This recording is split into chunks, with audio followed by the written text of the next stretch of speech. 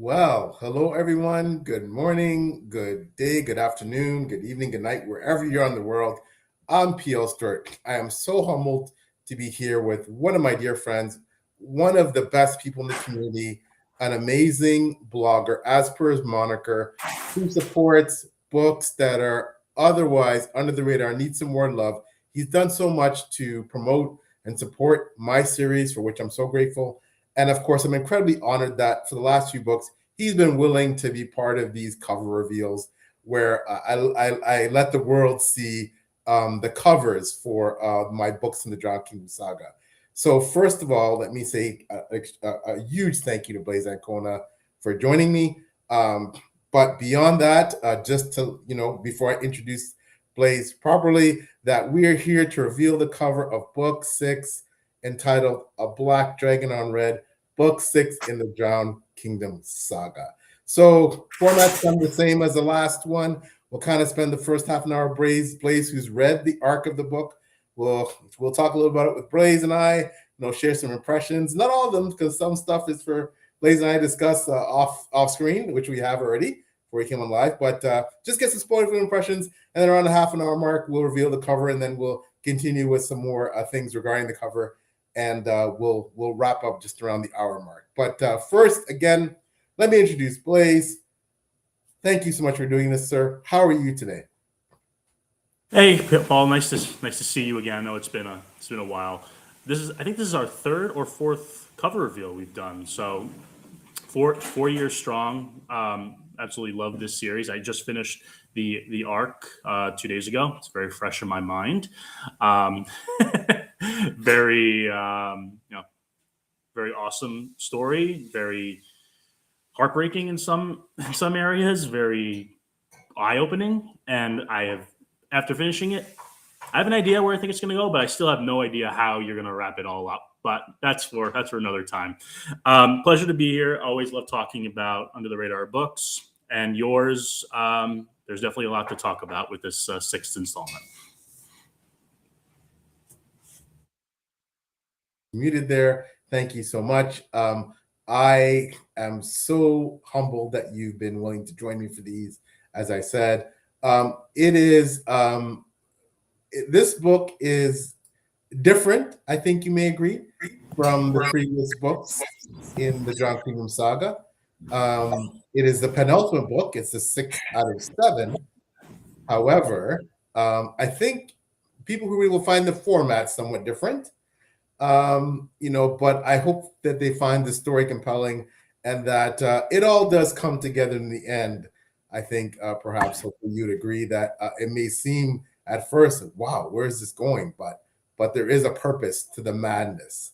So, but quickly, I'll just put up some people here. The awesome JBG Blaise. Thank you so much, JBJ, for coming out. Fantastic person with the honor of meeting in person. Just fabulous support of the series. Thank you so much for joining. You are the first to join. So I really appreciate that, my friend. Always good to see you. Thanks for coming out to support. And then we have the wonderful Alicia from Birdie and the Books, a fantastic booktuber. Check out her content. I'm humbled that she's also participated in deep dives into each book in the Drowned Kingdom Saga. She's been so wonderful to do that. It's her, Jen, and Epic Tales, and Alicia and I, who we deep dive into the books. This one's gonna be a doozy, Alicia. So be quite the chat, I think, whenever we get around to talking about this one. So, but thanks so much again for coming out. And yes, JBJ, it is 6 out of 7. We are nearing the end of the series. So Blaise, what did you think about the book? Some impressions. So first off, I loved it. It was very much on par with the rest of the books in the series. Um, and you'll definitely get a lot of reveals. You'll definitely get a lot of secrets and hints that maybe you've been following in the previous books that come to realize what those actually mean in this one. And it'll definitely keep you on the edge of your seat in multiple sections throughout the story. As you said, the one thing that is drastically different about this book compared to the other ones is the format. And obviously, for those of you who are on, we're going to talk spoilers for books beforehand. But the ending of Pack of Wolves, that epic battle in the ice and Othram is heartbroken for obvious reasons. We don't need to hash them out here. Now, what I thought that this book would lead off was right after that, and how he's dealing with the ramifications of that big climactic scene. But you don't do that. Part one and part two, you take us on a trip to the past, the very, very, very distant past, and you go through a lot of characters who are like the origins of this series, and you build it from there to the present day over the course of part 1, 2, and 3. And when you read part 1, because this happened to me, and you told me this when you sent me the arc, that you're going to enjoy it, you're going to love it, but you're going to think, where is this going? Where is this going? Where is this going? And when it hits you like a freight train of how it's connecting to what's actually going on in present day. And I guess my question off the bat, and we talked about this a little off screen, but why did you want to format this penultimate book in this manner? Because normally authors, they want to build on the momentum of like a big battle. They want to say, okay, let me set the groundwork for how our characters are dealing with this, and then let's build up to where we think this is going, of finding out who the main players, the quote-unquote destroyer is, and we need to get to that ultimate stage. But you do it in a different manner that I've never seen an author do. So I'm just curious about why you wanted this to happen for this book. That's an excellent question. I'll quickly just put up, thanks for coming up, Revolting Present Press. Thanks for the excited to see the cover. Yep, I can't wait to. And thanks, JBJ, yep, for catching that. I had to correct I had Taylor's name tag up there, so thanks so much for reminding me. So I did fix it. And the awesome, amazing writer herself, the brilliant Anne Smith Nosachak. Thanks for coming out, Anne. She also got an opportunity to read the book. Thanks so much for being willing to read the arc, and check out Anne's work. She's a fabulous author and a great community member. So thanks so much, Anne, for coming out to support. So, Blaise, in answer to your question, there's several reasons. Number one, let's just get something, a more broad strokes out of the way. I'm an indie author. And indie authors, I think one of the biggest advantages is taking chances and doing things out of the box and doing things in a way that perhaps you can never get away with in the traditionally published world, because I thought it would work well for the story, and I thought that it would really add value to the story. So I think in the way I did as well, you get to see, I've given you so many hints to what is really going on behind the curtain, shall we say. But these hints, a lot of them were without context, sprinkled in throughout the series. But now with this, the way I did it, you get the context. You don't just get the context, you see the origin story. You see how these things came to being. And you also get a perspective from the other side, where, as we've talked about before, George R. R. Martin's famous, and I'm paraphrasing here, that a villain's the hero on the other side, you get to see, are some of the actual people perceived as villains, are they really villains?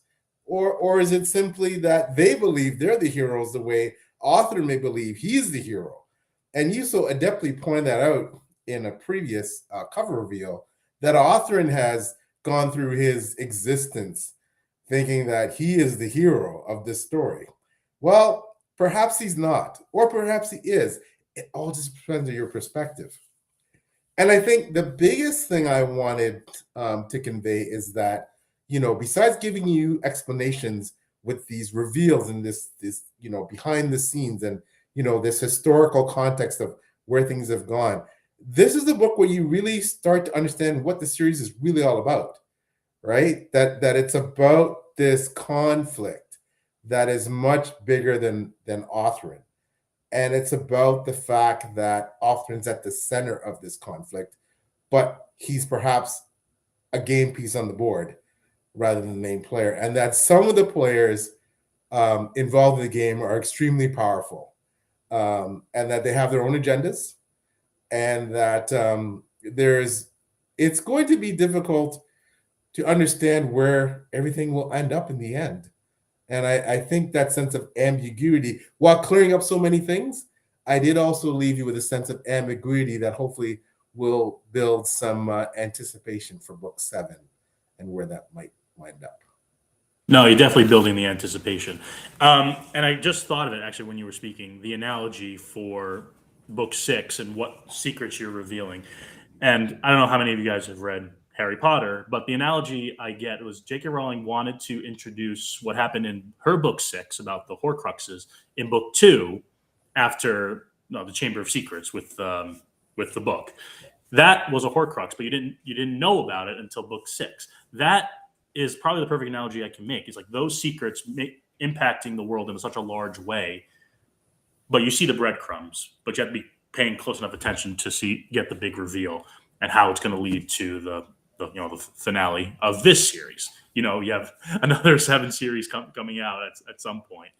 And my mind is just spinning with what is possibly going to happen after finishing it. As many of you, when you guys read it, will have that same thought. So it was very, very riveting when I finished it, when I put it down. Well, thank you so much, sir. I'm so honored by that. JBD says, "Oh, at least you're releasing your 6th benevolent book." As long as SFR fans still await for George R. R. Martin's Winds of Winter. Yeah, we're still waiting, but you can read Knights of the Seven Kingdoms because the TV show is awesome, and it's finally getting the juices flowing again, which is great. I don't know if you watched that show, but I am. Yep, amazing, absolutely love amazing. it. My wife, who isn't a big Game of Thrones fan, we watched it together, and she's like me on House of Dragon. She absolutely loves. I think because of the smaller, more intimate look at life in Westeros and these characters that are almost based on the commoners. Well, at least one is a commoner, and you got to see the life of the small folk, and I think she's really enjoying that.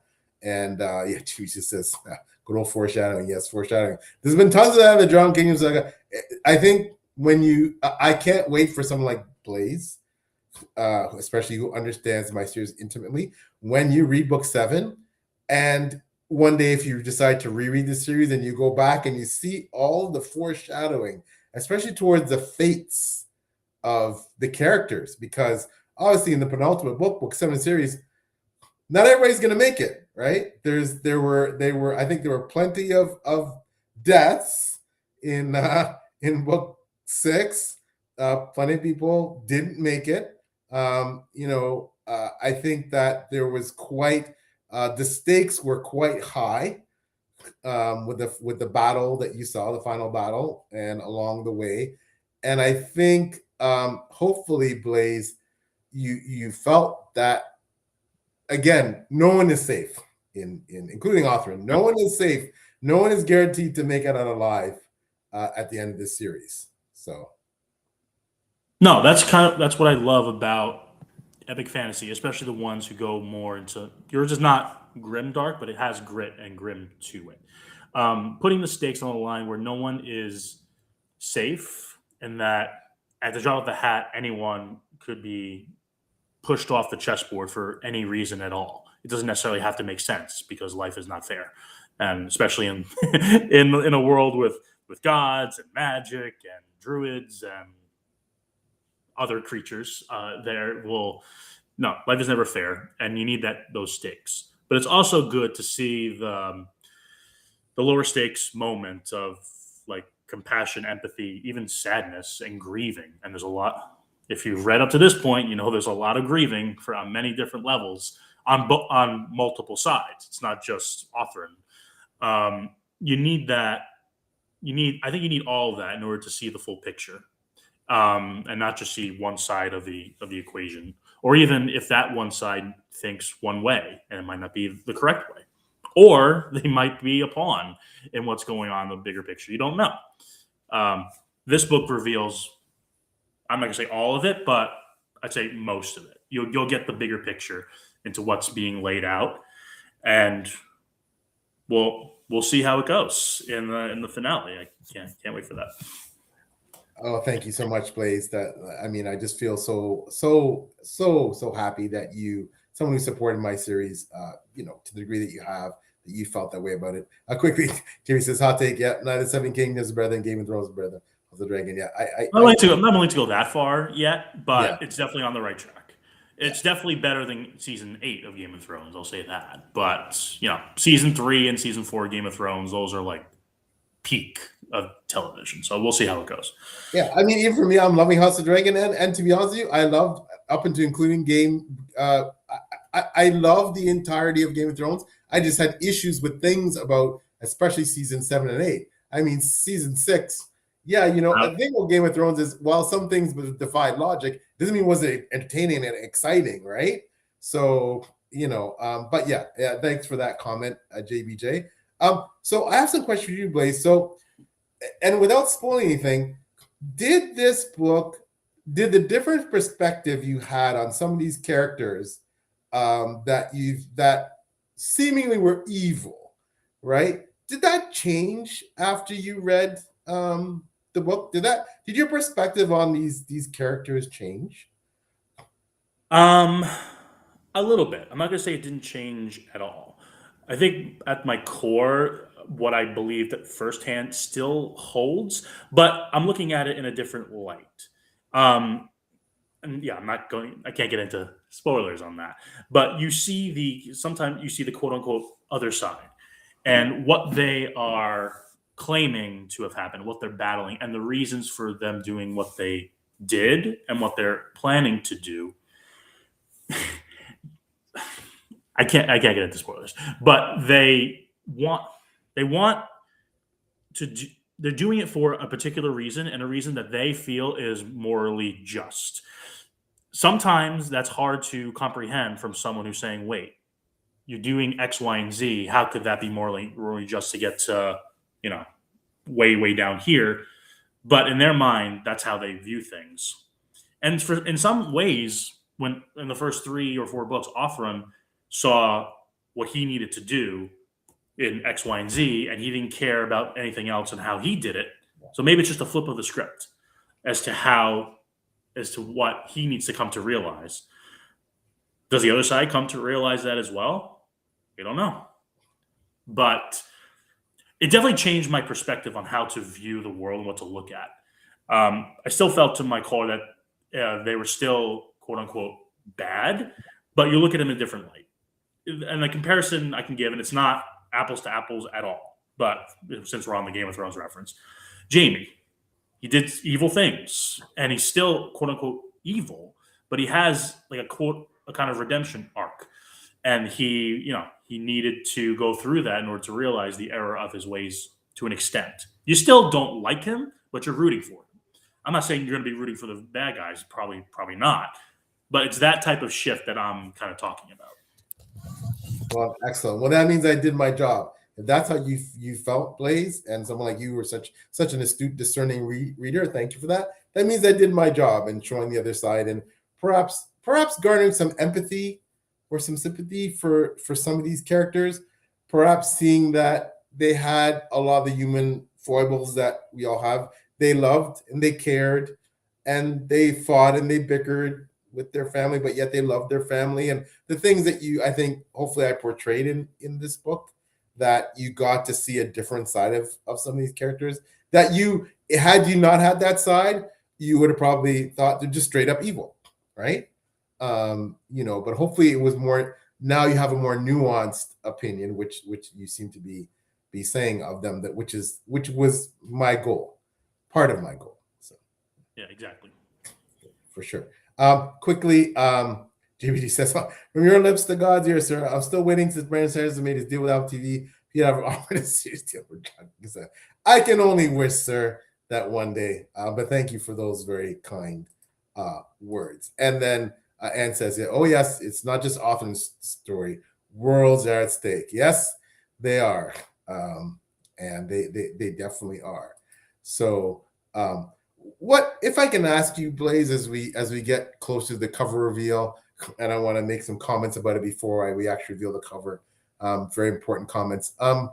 What was spoiler free? What was your biggest takeaway, your biggest impression or thought about reading A Black Dragon or read book 6? When you consider the overall series, what was your biggest takeaway from this book? That's a good question. My biggest takeaway is that the stakes are much larger than I ever thought. Is that the sides of quote unquote good versus evil are incredibly blurred and gray. Yes. the good has potential for evil, and they have done evil, and the bad has some potential for good. You'll read some parts of that in this one, but they're still evil, and they'll do whatever they need to do to accomplish their goal. That's what took away from me. And another part is I loved how far down the rabbit hole we went in terms of learning about the origins of the world, the the gods, and what's going on there, and also the creatures. This is not a spoiler. We've read about it in Pack of Wolves, but we found about and book four, Alliance Pride, about the druids. You go more in depth in this one a little bit, and I really enjoyed those parts. And learning about and some other creatures as well. Just learning about those origins was amazing. And it added great detail to the story. And you expand more about the prophecy. You introduce kind of like another prophecy into and how it blends into the world as well, and how it is affecting both sides, or the world in general. And you're doing it in a way where I can't guess a thing as to how this is going to wrap up. Not most, I say a lot of books I read, you can kind of get a hint as to where the story's going and how it's going to kind of unfold, unless you're Janny Wirtz and we didn't know how she was going to wrap those things up. But I could see your finale being in similar vein to that, where we don't know how it's going to end or where it's going to come. I have my thoughts; they're probably going to be wrong, but no, that's where you're leaving me at the end of this book, and you'll leave it. I pretty much most people who read this book will have that same impression. Well, thank you, sir, for those very insightful comments and thoughts. And yes, I hope that one of my goals was that by the end of this book, as much as I think the climax was very exciting and very chaotic, and some people who read the book said just they were just left stunned by the end of the book with the climax. But they also said, yeah, I have no idea what's going to happen now, because as you said, some of the conflicts that perhaps you thought might have happened in the final book happened in this book. So now, what's happening in the last book? So but don't worry, there's lots planned there for conflicts. So I think you did it in the right way. You put to rest some things that were on people's minds, and now they have to think a little more outside the box as to what is going on, how it's going to wrap up. So I enjoy a good pulling the rug out from underneath people. Well, I'm glad you do, because that is something I take great pleasure in. So now as we get closer to revealing the cover here in a few minutes, and Blaise is going to have the honor to put it on screen. Again, he's been such an amazing supporter of my series. I want to give him the honor to do that. I want to explain a bit about this cover. So my wonderful father-in-law passed away not that long ago, Bill, who I love dearly. And of course, he's responsible for, my lovely wife as her father, and my happiness in that. One of the gifts, I always say the best gift he ever gave me was Deb. So he was an artist, and I always marveled at his paintings, at his carvings. He was so talented. I just feel like he was, in my opinion, I know I'm biased, obviously, just world class in just his artistry. And when he passed, my wife and his other daughters, we all got bits and pieces of his artwork. And there was, I always say this is serendipity. This was meant to be, that the piece of artwork that we got at the time, I thought it was beautiful. It was amazing. But I when you're going through the whole group process, you're not really looking at something specifically a certain way. But then as we got closer to, after going through the loss of my father-in-law and the grief and grieving process and all things that go with this, and estate selling, things like that, one day my wife and I were looking at this cover, we're going, wow, that really fits into like your series, right? And I'm like, yeah, it does. And not just that, it actually fits in perfectly to what's going to happen and what things going to be revealed in book 6. So we thought about it. And I was like, well, what if we made that the cover? I mean, what better tribute to my father-in-law? I'm sure hopefully he's looking down from somewhere and having a good laugh. That his carving is the basis for the front cover. And I'm so grateful. He seemed to, obviously as a son-in-law, again, biased again, but he seemed to really enjoy my work, my books, and he was so important to me, and he was definitely a major influence in my life and a father figure. And we miss him so much. And but now to be able to commemorate him with having his carving be the inspiration, the basis for my cover in book 6 is just, and the fact that it fits perfectly into the story, it was just so special. It's just so special to be able to do that. So yeah, it's fantastic. So my condolences for your loss, and that's a great story. I was actually going to ask you when we reveal it how you came up with that cover, but now I know, and it makes it that much more special. Well, thank you for that. Yep. And again, I think he's smiling now, and he'll be watching this, and he'll be happy to see that. Quickly from JBJ, says, reminds me of the Duffer Brothers describe chapter 8, the right side up, as proving any fan theories and predictions wrong, or something along those lines. Yeah, book 6, JBJ is definitely a proving ground for some of the things that are going on behind the curtain, shall we say. And that says they're really, and justifies the means. Seriously, the background we receive on the characters makes them more tragic. I believe it's that way. I'm not sure how you feel, Blaise, but I think that their arcs were, a lot of them were tragic. But that's because we also got to care a little bit about them and actually maybe understand or have some empathy for them. I'm not sure if that's how you felt, but yeah, absolutely. Part 1 was tossing me every which way, twists and turns, for the characters that we follow in part 1. It's very sad in some instances, and then to see where it goes.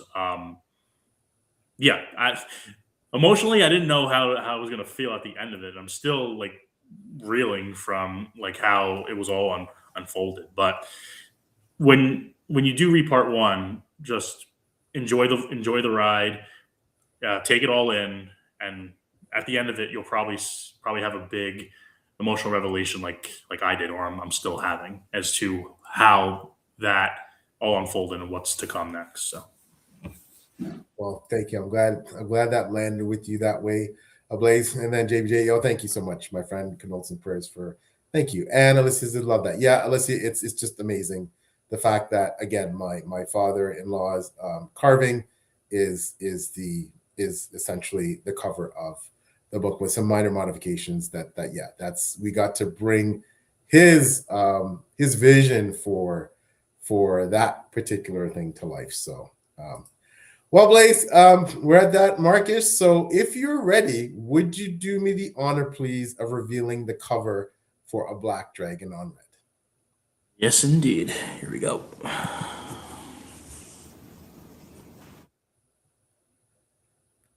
And there it is, folks. This is the cover for A Black Dragon on Red. This is the I'd like to say that this cover again is the most meaningful for me of the entire series. It is glorious. As you can see, the cover is essentially a man with it's not actually the final version, but it's the version that is it's almost just ready. I think there's another version actually, Blaise, that let me just do this. See if I can get this.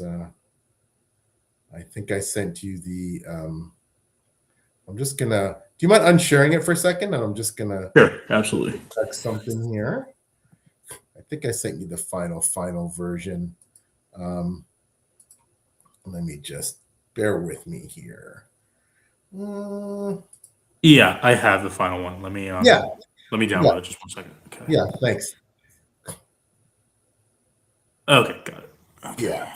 Yeah, so we'll put that up. Yeah, so that's the final version.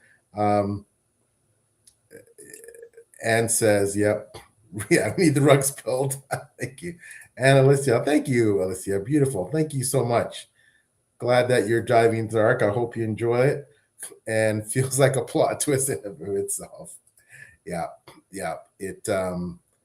I think again, this book is a game changer. I'd like to say, to coin Blaise's words about Alliance Pride. I think this is also another game changer in the series. So, and we're almost at the end. Yeah. I think I'm sharing it. I'm not sure if you have to give access to it. Yeah. So you're going to share it here? Yeah, I am sharing it. I think you have Mercy? to give permission. Okay. Let's just see here. I didn't get the message like I did last time. Again, then.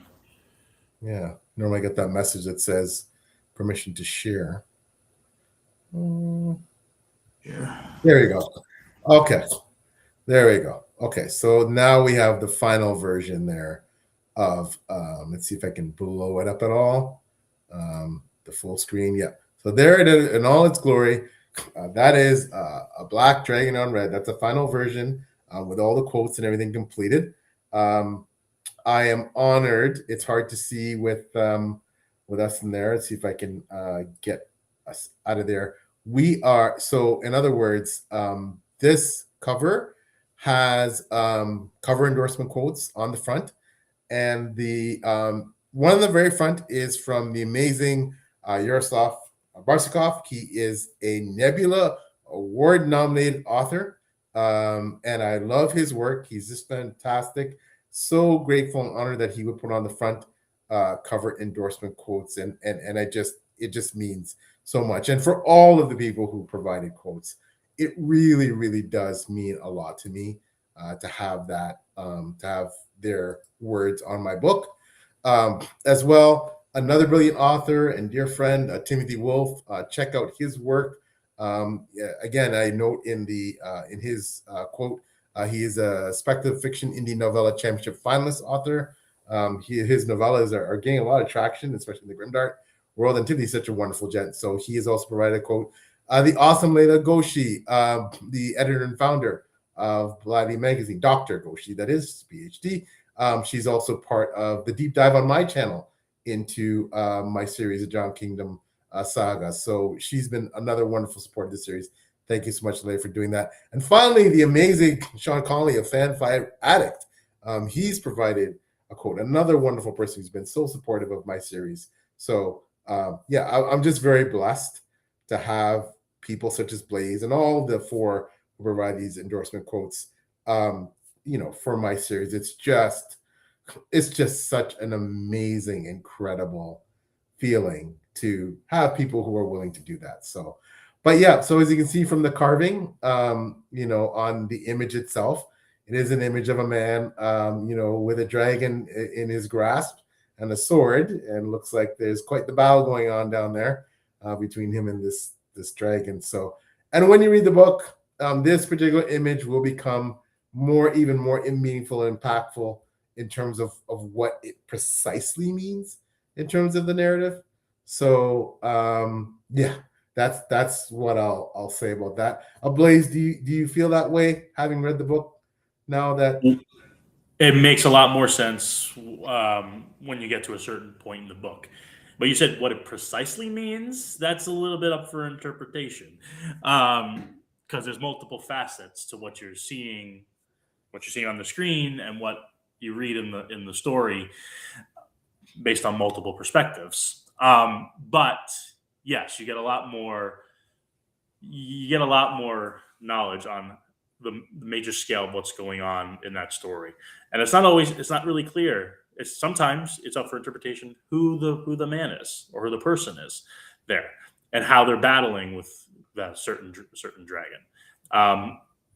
Everything's on the table, and nothing is off the table when interpreting what's going to happen. So just brace yourselves.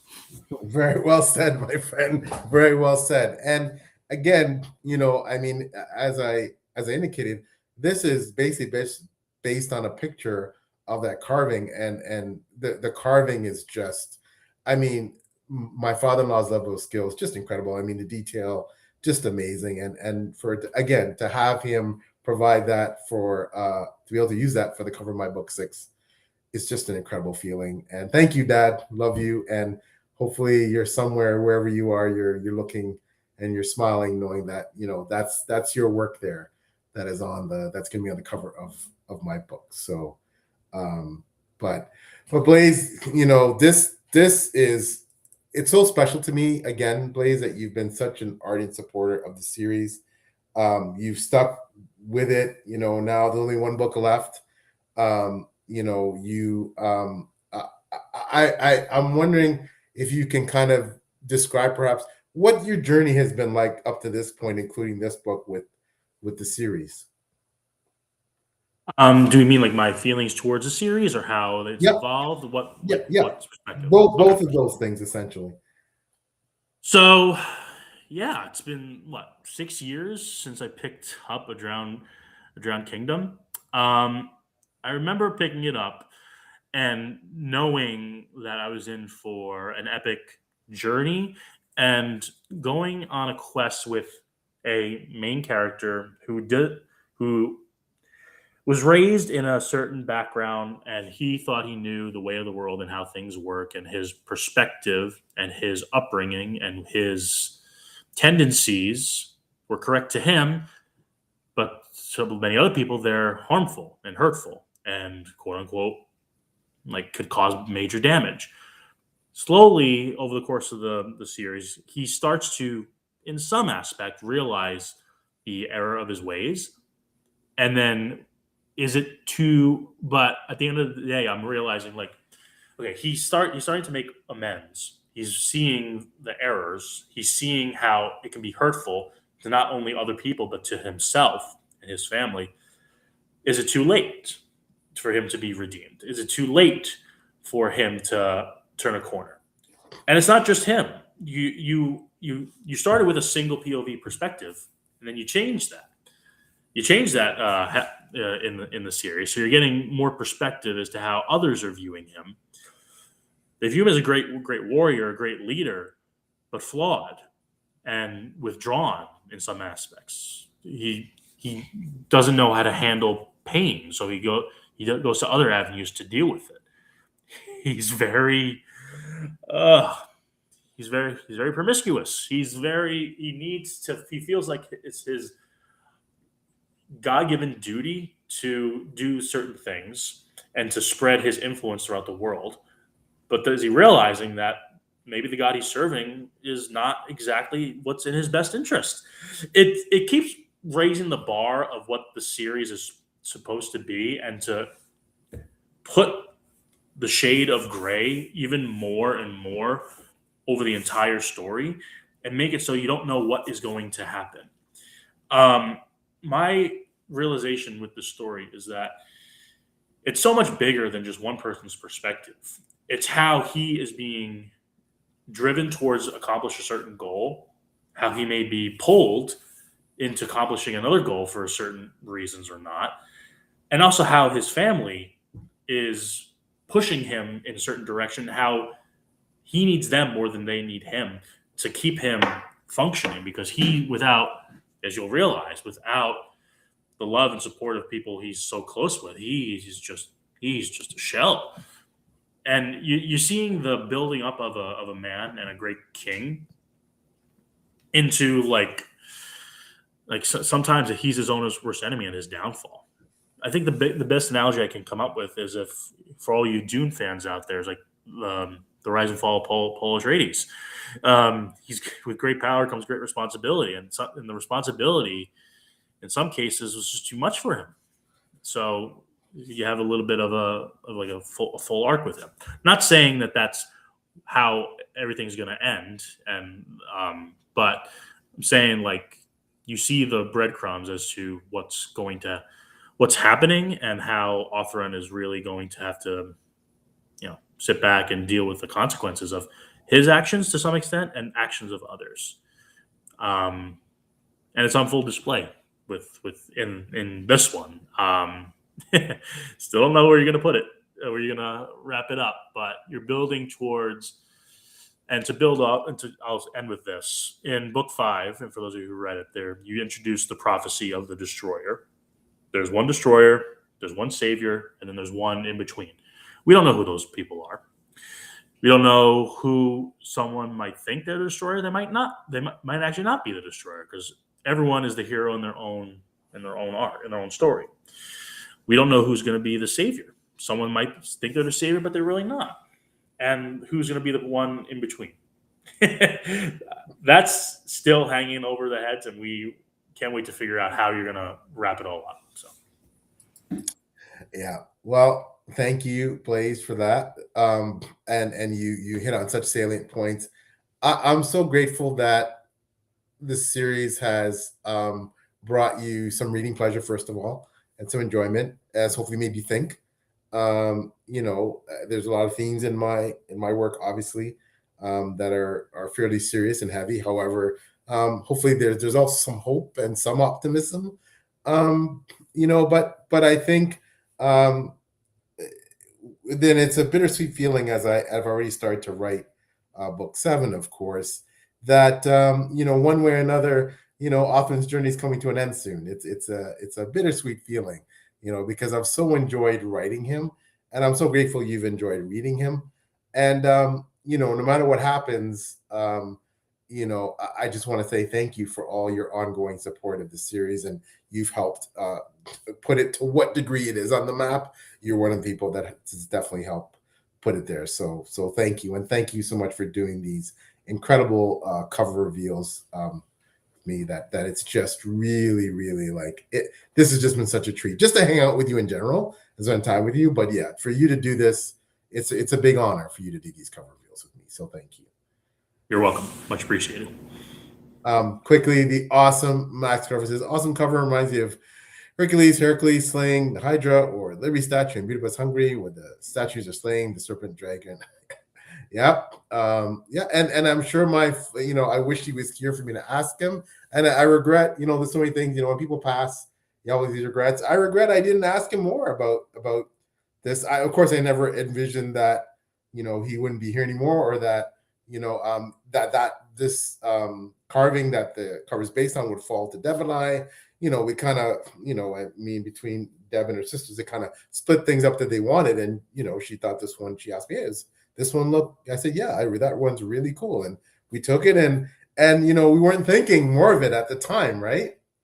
But it's just, again, it's so fitting that this is going to be forming the cover for my book 6. So, and I'm very honored. So quickly, as we wind down here, Blaise, first of all, before we wind down finally, I do want to give you the opportunity to, again, speak a bit about what you do in this space. Let people know where to follow you on social media, the kind of things that you're up to. I know you're really busy with your family. So yeah, just maybe if you can just mention some of those things as we wind down. Sure. So I'm at Under the Radar B2 on X or Twitter.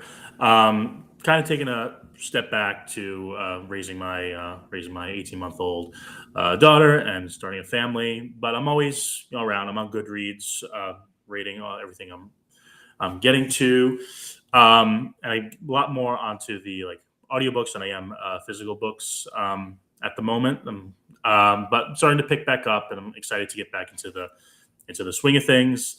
I'm always here championing Under the Radar stories. Yours is the top of the list for me. If you have a question, always reach out. I'm always happy to answer questions and point people in the right direction if you need a suggestion or what have you. Fantastic. Can you talk quickly a bit about your podcast? Because your podcast is amazing. For those who haven't got into it yet, I highly recommend you delve in. I'm honored to have to be one of your podcast guests. Tell me about your podcast, please, if that's okay.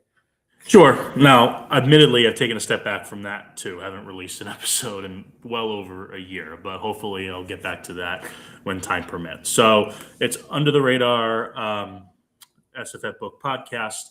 The original goal when I started it was just to talk about series that a lot of people and authors that not a lot of people talk about. You can find it on Spotify and Apple Podcasts. I've interviewed P.L. Stewart. I've interviewed Jenny Wirtz, Adrian Tchaikovsky, M.L. Spencer. I've interviewed many other talented authors. Brian Stavely. We did a long episode as well. I cover a whole variety of authors, and Jack, the author of the Lost Fleet series, which is named Jack. I forget his name, Jack McDermott, I think. I wanted to give a voice to people who, even if they're well-known series, some ones that you might not have picked up on otherwise. So I enjoyed that. I promise I'm going to try to get back to it when time permits. But life is a little chaotic at the moment. And for those of you who have young kids, you probably understand what that is. But no, I've enjoyed it, and hopefully I'll get back to it sometime soon. Well, we can't wait, Blaise. We're so happy you're spending time with your awesome family, your beautiful new daughter and your wife. And, that's most important. That's time you can't get back, especially when they're younger. So you're a great family person, a great father and husband. So we all look up to you for that. And we look up to you for many things. But that is, that's just wonderful to hear. So, this space isn't going anywhere. And whether you're less involved or more involved now, we still love you and love the stuff that you do. And are so grateful, again, for what you do in this space. So thank you for that. Awesome to hear. Quickly, just another incredible booktuber and fabulous person, supporter, someone who's check out his content, amazing. I'm so honored he's put quite a few reviews of my books as well on his channel. The amazing Jared from Vancouver Thinker. Jared Hayes says just checking in, awesome cover. Thank you so much, Jared. Jared also has an arc for the book, so I hope you are enjoying that, Jared. Hope you're liking the story. So again, this book takes you down some different turns and twists. So hopefully that in of itself has been interesting to read. So we're wrapping up the cover reveal here. I want to say thank you to everyone who came by in the chat. People such as Alicia from Birdie Books, Jamie G. Blaise, Ann Smith, Notisac, Jared, the fantasy thinker, Max Garfield, amazing Mac. If I missed anybody, I apologize. But thank you so much, everyone who participated in the live. And also Revolting Peasant Press. I apologize if I missed someone. I'm just quickly going through the chat. Thank you for joining in the live. For those who were hanging out watching the live but didn't choose to comment, that's fantastic too. Thank you so much for coming. And to everyone who's going to watch this on replay, you are what makes this type of content amazing. Thank you so much for supporting me and my work, for checking out A Black Dragon on Red cover reveal with the awesome Blaise and Ancona from Under the Radar Books. Blaise, again, thank you so much for being here. You're so fantastic. This has just been such a treat. I will be making another big announcement regarding the Drowned Kingdom Saga probably tomorrow at some point on my YouTube channel. So again, my YouTube channel is the Drowned Kingdom Saga. I'm P.L. Stewart. 5 books out in the Drowned Kingdom Saga now. And this is book 6, the cover reveal, A Black Dragon Red. It'll be coming out sometime in the next few months. I will definitely give you more definitive release dates as we get closer. So thank you. Jim J says, you're welcome. Thanks. He checked his watch to prompt. So for Blaise and I, we're going to sign off. And again, thank you so much for joining this cover reveal. And thank you, Dad, for providing this wonderful cover image that is going to grace my books and hopefully be around for a long time. So thank you very much. Thank you, Blaise, for joining. We appreciate it. You're welcome. Let's do this again for book 7. Yes, we will. Yes, we will. And